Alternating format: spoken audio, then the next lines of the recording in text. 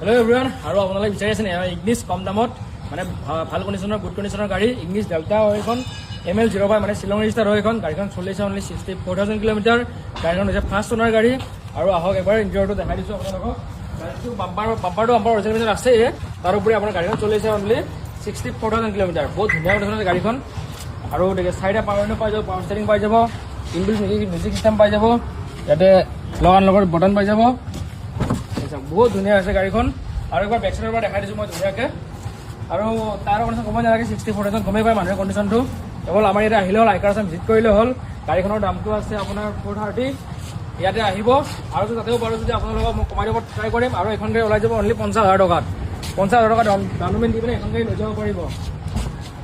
Only 50,000 কোনেও গাড়ী ওলাই দিব নোৱাৰে, বাট আমি পাৰিম আইকাৰ আছামৰ তৰফৰ পৰা। সোনকালতে আহক আৰু এখন গাড়ী লৈ যাওক ইংলিছ ডেল্টাখন। বহুত ধুনীয়া হৈ আছে, কটৰীয়া স্কেটছনৰ গাড়ীখনৰ একবাৰ ইঞ্জিন